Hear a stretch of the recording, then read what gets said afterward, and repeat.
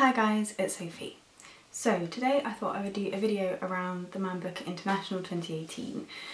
For those of you who've been around on the channel for a while, you know that normally I follow both the Manbooker and the Manbooker International, and I attempt to read the entire long list if I can, and the short list if I don't quite make it. And it's something I've loved doing on this channel.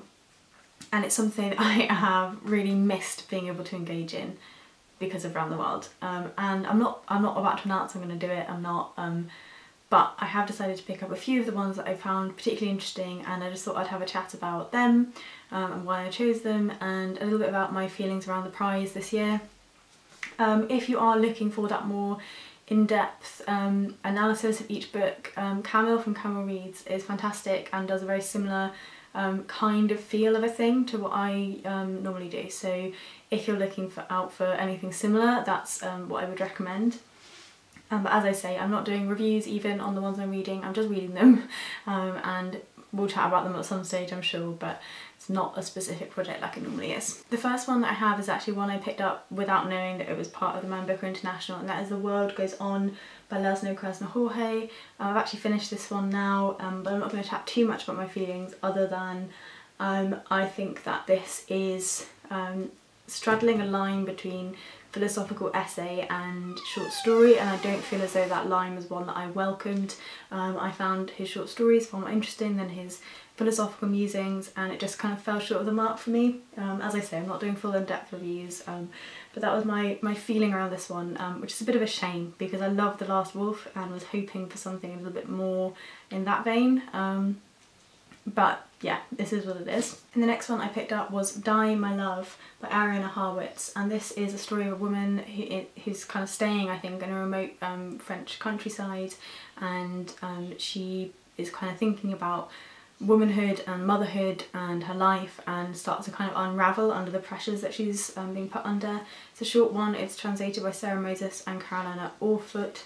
I have yet to even begin this one, but it is, like I say, a tiny little one, and I'm hoping that it's going to be my kind of thing.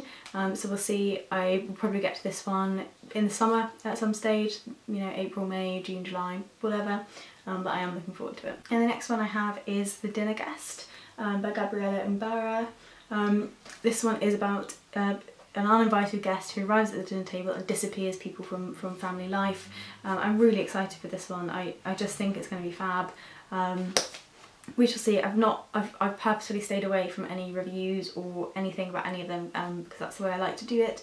But I'm really hoping I'm going to enjoy it. I don't know who published it. Who's published this? Harwicz. I don't know, it just had a feel of like a Granta book. It's not, I do apologise, but it had that kind of feel to it, and I normally really enjoy their things.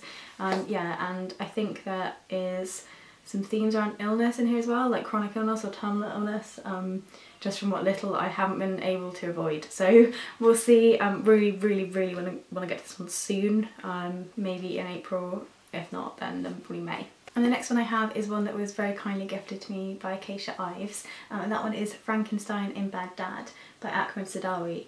Interestingly, the author actually translated The Corpse Exhibition by Hassan Blassim, who wrote my pick for Iraq, which is the Iraqi Christ. So all kind of weaves together. Clearly I'm falling into the Iraqi literary scene. But yes, this one is about, I think it's a young man, Hardy, who collects body parts from various people who have died throughout the city and begins to stitch them together as though they are one person, so that this body may get a proper burial. So it's a retelling of Frankenstein, but it's obviously really a novel about war and about, you know, the inhumanity that creeps in. Yeah, I'm really looking forward to this one. This is one of the ones that I kept picking up and thinking, oh, I have so many books to read, or I definitely already have Iraq, so I'm really glad I've got my hands on this one. Now, on the prize in general, these are the ones that I have, these are the ones I'm going to be reading. I may pick up a few others if there's some that go on the shortlist that I really enjoy, but we will see how I go. I can't kind of promise.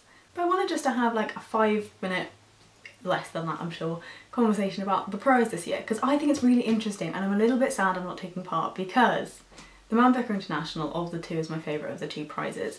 It's one of the main reasons I wanted to do Around the World. It's brought all these new authors into my lives, and I think that the Manbooker, as much as some people really dislike it and as much as it has its flaws, gives you solid fiction the majority of the time.